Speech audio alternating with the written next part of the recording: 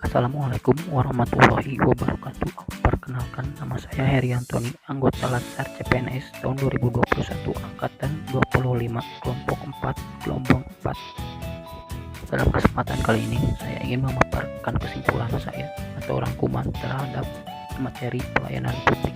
Pelayanan publik adalah kegiatan atau rangkaian kegiatan dalam rangka pemenuhan kebutuhan pelayanan sesuai dengan peraturan perundang-undangan bagi setiap warga negara dan penduduk atas barang, jasa, dan atau pelayanan administratif yang disediakan oleh penyelenggara pelayanan publik. Terdapat 3 unsur penting dalam pelayanan publik, yaitu organisasi penyelenggara pelayanan publik, penerima layanan yaitu orang masyarakat atau organisasi yang berkepentingan, lalu kepuasan yang diberikan dan atau diterima oleh penerima layanan. Barang atau jasa publik yaitu barang atau jasa yang memiliki rivalitas dan eksklusibilitas yang rendah. Ciri-ciri atau barang atau jasa publik murni yaitu tidak dapat diproduksi oleh sektor swasta karena adanya free rider problem, non rivalry dan non excludable. Cara mengkonsumsinya dapat dilakukan secara partisipatif. Artinya, dalam penyelenggaraan pelayanan publik yang dibutuhkan masyarakat, pemerintah perlu melibatkan masyarakat dalam merencanakan, melaksanakan, dan mengevaluasi hasilnya. Yang kedua, transparan. Artinya, dalam penyelenggaraan pelayanan publik, pemerintah sebagai penyelenggara pelayanan publik harus menyediakan akses bagi warga negara untuk mengetahui segala hal yang terkait dengan pelayanan publik yang diselenggarakan tersebut, seperti persyaratan, prosedur, biaya, dan sejenisnya. Masyarakat juga harus diberi akses yang sebesar-besarnya untuk mempertanyakan dan menyampaikan pengaduan apabila mereka tidak puas dengan pelayanan publik yang diselenggarakan oleh pemerintah. Yang ketiga, responsif. Artinya, dalam penyelenggaraan pelayanan publik, pemerintah wajib mendengar dan memenuhi tuntutan kebutuhan warga negaranya, tidak hanya terkait dengan bentuk dan jenis pelayanan publik yang mereka butuhkan, akan tetapi juga terkait dengan mekanisme penyelenggaraan layanan, jam pelayanan, prosedur, dan biaya penyelenggaraan pelayanan. Sebagai klien masyarakat, birokrasi wajib mendengarkan aspirasi dan keinginan masyarakat yang menduduki posisi sebagai agen. Lalu, tidak diskriminatif. Pelayanan publik yang diselenggarakan oleh pemerintah tidak boleh dibedakan antara satu warga dengan warga negara yang lain atas dasar perbedaan identitas warga negara seperti status sosial, pandangan politik, etnisitas, agama, profesi, jenis kelamin atau orientasi seksual, difabel, dan sejenisnya. Yang kelima, mudah dan murah.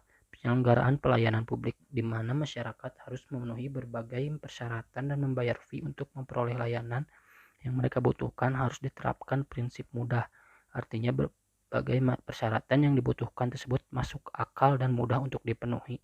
Lalu murah dalam arti biaya yang dibutuhkan oleh masyarakat untuk mendapatkan layanan tersebut terjangkau oleh seluruh warga negara. Yang keenam, efektif dan efisien. Penyelenggaraan pelayanan publik harus mampu mewujudkan tujuan yang hendak dicapainya, dan cara mewujudkan tujuan tersebut dilakukan dengan prosedur yang sederhana, tenaga kerja yang sedikit, dan biaya yang murah. Yang ketujuh, aksesibel. Pelayanan publik yang diselenggarakan oleh pemerintah harus dapat dijangkau oleh warga negara yang membutuhkan dalam arti fisik dan dapat dijangkau dalam arti non-fisik yang terkait dengan biaya dan persyaratan yang harus dipenuhi oleh masyarakat untuk mendapatkan layanan tersebut. Lalu akuntabel, yang artinya penyelenggara pelayanan publik dilakukan dengan menggunakan fasilitas dan sumber daya manusia yang dibiayai oleh warga negara melalui pajak yang mereka bayar. Oleh karena itu, semua bentuk penyelenggaraan pelayanan publik harus dapat dipertanggungjawabkan secara terbuka kepada masyarakat. Dan yang terakhir adalah berkeadilan. Penyelenggaraan pelayanan publik yang dilakukan oleh pemerintah memiliki berbagai tujuan. Salah satu tujuan penting adalah melindungi warga negara dari praktik buruk yang dilakukan oleh warga negara yang lain. Oleh karena itu, penyelenggara pelayanan publik harus dapat dijadikan sebagai alat melindungi kelompok rentan dan mampu menghadirkan rasa keadilan bagi kelompok lemah ketika berhadapan dengan kelompok yang kuat.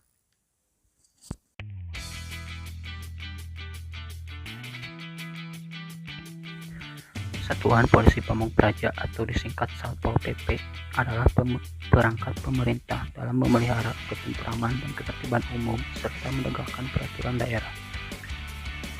organisasi, dan tata kerja Satuan Polisi Pamong Praja ditetapkan dengan peraturan daerah.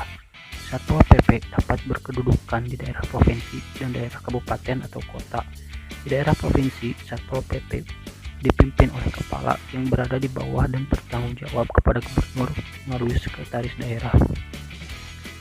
Di daerah kabupaten atau kota, Satpol PP dipimpin oleh kepala yang berada di bawah dan bertanggung jawab kepada bupati atau wali kota melalui sekretaris daerah. Tugas Satpol PP adalah menegakkan perda dan menyelenggarakan ketertiban umum dan ketentraman masyarakat serta perlindungan masyarakat.